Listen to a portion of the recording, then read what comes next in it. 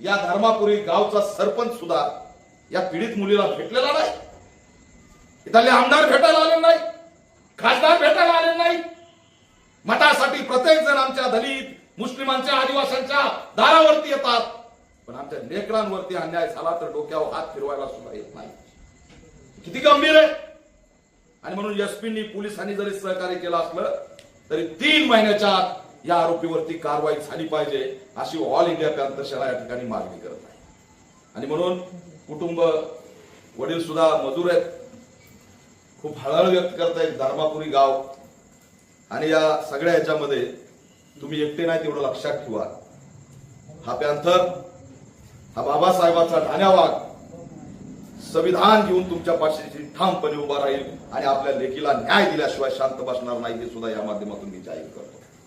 बिलकुल घाबरायचं नाही. त्याच्यामध्ये पोलिसांना आम्ही मागणी करतोय, फास्ट ट्रॅक कोर्ट एसआयटीची नेमणूक. आणि धक्कादायक आहे, महाराष्ट्र ऐकतोय की या घटनेचा पंचनामा करण्यासाठी ग्रामपंचायतचा ग्रामसेवक जो आहे लिपिक प्रल्हाद जोशी येत नाही. त्याच्या डोक्यात जातीवादाचं मुळीयात जागं झालंय. तो म्हणतो मी येत नसतो आणि कुणाला येऊ सुद्धा देत नसतो, तुम्हाला काय करायचे ते करा. त्याची जर ग्रामपंचायत मधून लवकरात लवकर हाकलपट्टी या प्रल्हाद जोशीची केली नाही तर बीड आणि महाराष्ट्रामध्ये आंदोलन केल्याशिवाय आम्ही शांत बसणार नाही हा इशारा सुद्धा या माध्यमातून देतो. त्याला प्रल्हाद जोशी कोण आहे त्याला मानवता आहे की नाही. एक चिमुरडीला तिचं त्या ठिकाणी अत्याचार झालाय आणि याच्या डोक्यात जातीवाद पेटला की मी येत नसतो आणि येऊही देणार नाही. या गावातला मी आढावा घेतला, ग्रामपंचायत मध्ये जातीवाद करतो का टार्गेट केलं जातं आम्हाला. ग्रामसेवक सुद्धा येत नाही. त्याच्यामुळे तात्काळ तर बीड जिल्ह्यामध्ये अनेक गावागावामध्ये या ठिकाणी महिलांवरती मुलीवरती अत्याचार सुरू झाले. पिंपळनेरचं प्रकरण, परळीतलं प्रकरण, हे धर्माबादचं प्रकरण, धर्मापुरीचं प्रकरण, अनेक प्रकरण या 8 दिवसात घडले. आणि त्याच्यामुळे या गरीब कुटुंबाच्या लेकराला न्याय मिळाला पाहिजे आणि 3 महिन्याच्या आत फास्ट ट्रॅक कोर्टाच्या माध्यमातून तात्काळ फाशी आणि जन्मठेपेची शिक्षा या ठिकाणी झाली पाहिजे ही सुद्धा आम्ही या ठिकाणी मागणी करतोय. फास्ट ट्रॅक कोर्टात प्रकरण चालू आहे. किती वाईट आहे की पोलिसांनी लिहून दिलंय की जा आणि परळीच्या सिव्हिल हॉस्पिटलला जाऊन तुम्ही मेडिकल करा. तर त्या मेडिकल करायला गेलेल्या मुलीला, तिच्या कुटुंबाला 4 तास बसावं लागले. वैद्यकीय अधिकारी गुट्टे, काय नाव त्याचं पूर्ण, अरुण गुट्टे, अतिशय बेजबाबदार निष्क्रिय अधिकारी, एका चिमुरडीला 9 वर्षाच्या 4 तास बसावं लागले तिच्या मेडिकल साठी. हे कुणाच्या इशारावर झालं याचे व्हीडीआर सीडीआर सुद्धा चेक झाले पाहिजे. हे प्रकरण अफाट गंभीर आहे. काही दिवसांनी चिमुरडी संपवली सुद्धा असती, थोडक्यात बचावली. आमचे बळी गेल्यावर आम्हाला न्याय मिळणार आहे. मी बीडच्या एसपींना आवाहन करतोय की याच्यामध्ये एसआयटीची नेमणूक झाली पाहिजे आणि स्पेशल महिला आयपीएस अधिकाऱ्याकडून या घटनेचा तपास झाला पाहिजे की किती जणांवरती यांनी अत्याचार केलाय. त्या सगळ्यांनी पुढे आलं पाहिजे, त्या तक्रारी दिल्या पाहिजे. वकील उभा राहिलाय तरी सुद्धा त्या ठिकाणी आपण न डगमगता मी तुमच्या ठामपणे पाठीशी हे सांगण्यासाठी या ठिकाणी आलो. प्रत्येक गावात एक अशोक खरात बसलेला आहे. हा सुद्धा नराधम तोच आहे. लहान लहान चिमुरड्यांचे बळी त्यांनी घेतलेले, त्याच्यावर अत्याचार केलेला आहे.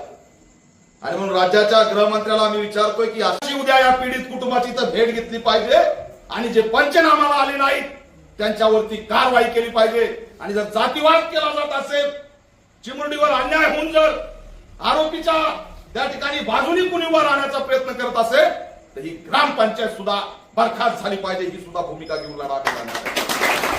ही पद्धत नाही. उद्या कुणाचंही लेकरू टार्गेट झालं असतं. त्यांनी 40च्या आसपास लेकरं त्या ठिकाणी शिकार बनवलेले, त्याच्या मोबाईल मध्ये फोन व्हिडिओ निघालेले. कुणाचाही कोणत्याही जातीचं लेकरू टार्गेट केलं असेल, कारण जिथं ही घटना घडली तिथं शाळा होती. सगळ्या समाजाचे लेकरं त्या शाळेत जात होते आणि त्या किराणा दुकानावर चॉकलेट बिस्किट वगैरे आणायला जात होते. आज हे लेकरूचं कुटुंब पुढे आलंय म्हणून समजलंय, पण अंधारातून कळतंय की 40 ते 50 जणांना ह्यांनी त्या ठिकाणी पीडित बनवलेलं आहे. स्वतःच्या घरात सुद्धा याने हात टाकलेला आहे. मुलगा बाहेर राहतोय आणि असा नराधम या ठिकाणी वावरत होता. आणि त्याच्यावरती जर कारवाई करण्यासाठी त्याचा पंचनामा करून त्याच्यावर कारवाई करण्यासाठी जर प्रल्हाद जोशी मागे हटत असेल तर मानवता कुठे आहे? आणि म्हणून या ठिकाणी राज्य सरकारला मी आव्हान करतोय, बीडचा कायदा व सुव्यवस्था पूर्णपणे बिघडलेला आहे. एसपीने याची दखल घ्यावी. जिल्ह्याभरात 4 IPS अधिकाऱ्यांची त्या ठिकाणी नेमणूक झाली पाहिजे आणि 4 महिला अधिकारी नेमून बीड जिल्ह्यातल्या चिमुरड्या आणि महिलांच्या सुरक्षेचा अजेंडा राबवला पाहिजे अशी सुद्धा मागणी घेऊन आम्ही लढणार आहे. कुटुंबाचं मी सांत्वन केलंय. अतिशय या धर्मापुरी गावचा सरपंच सुद्धा या पीडित मुलीला भेटलेला नाही. इथले आमदार भेटायला आले नाही, खासदार भेटायला आले नाही. मठासाठी प्रत्येक जण आमच्या दलित मुस्लिमांच्या आदिवासींच्या दारावरती येतात, पण आमच्या लेकरांवरती अन्याय झाला तर डोक्यावर हात फिरवायला सुद्धा येत नाही.